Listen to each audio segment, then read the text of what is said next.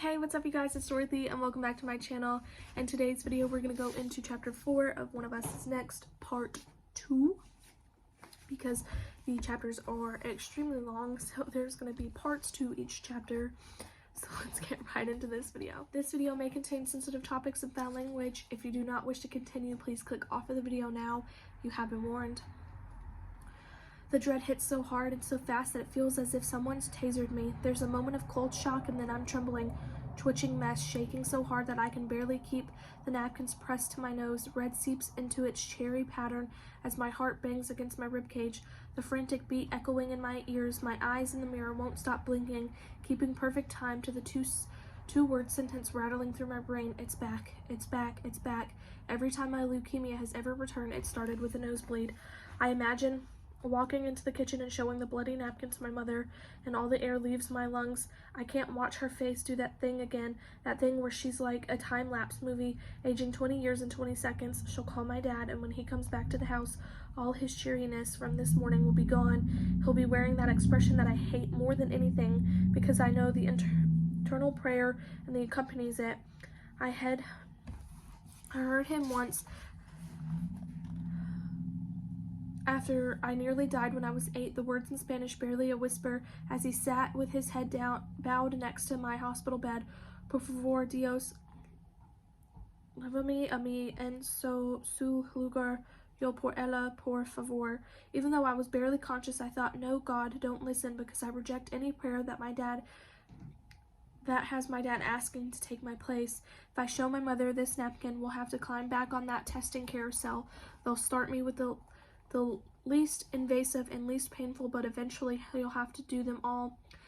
Then we'll sit in Dr.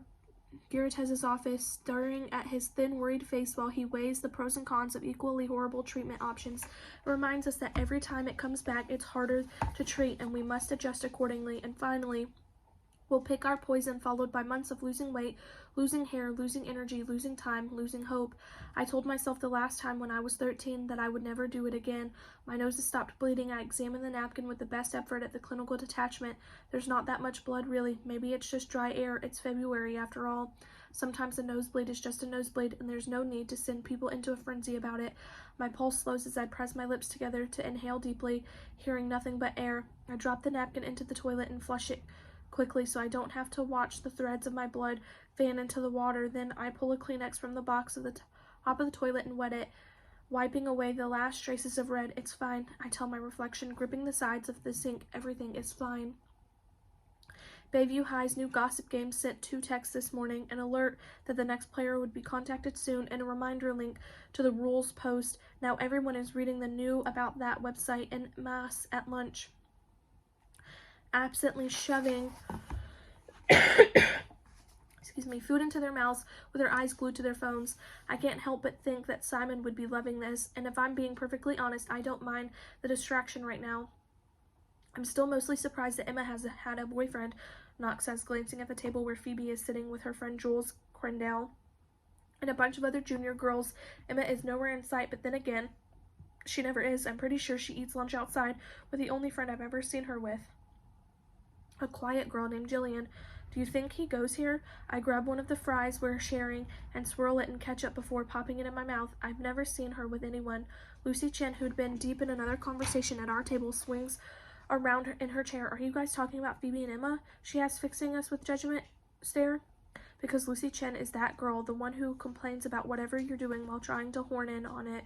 She's also this year's literal drama queen, since she has the lead in Into the Woods, opposite Knox. Everybody needs to just ignore that game. Her boyfriend Chase Russo blinks at her. Luce, that game is all you've been talking about for the past 10 minutes, about how dangerous it is. Lucy says self-righteously. Bayview High is an high-risk population when it comes to this kind of thing. I suppress a sigh. This is what happens when you're bad at making friends and end up with the ones you don't particularly like.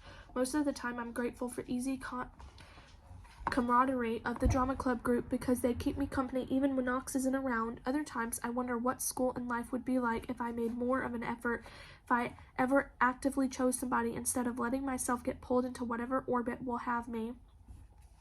My eyes stray toward Phoebe, who's chewing with her eyes straight ahead. Today must be rough, but she's here, facing it head on. She reminds me of Browen that way. Phoebe is wearing one of her usual bright dresses, her bronze curls tumbling around her shoulders, and her makeup perfect, no fading into the background for her. I wish I texted her last night after all. Anyway, I'm sure we all know who's behind this. Bruce. Chill, dude.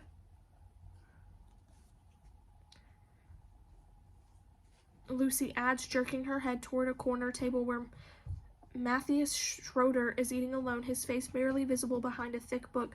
Matthias should have been expelled after Simon Says. Principal Gupta's zero tolerance policy came too late. Really? You think Matthias did this? But Simon Says was so tame, I say. I can't bring myself to dislike Matthias, even though my name was all over his short-lived copycat blog.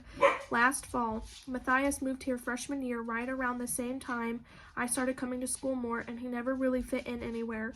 I'd watch him sidle past groups that either mocked or ignored him, and I knew that could easily have been me with Browen. Chase grins.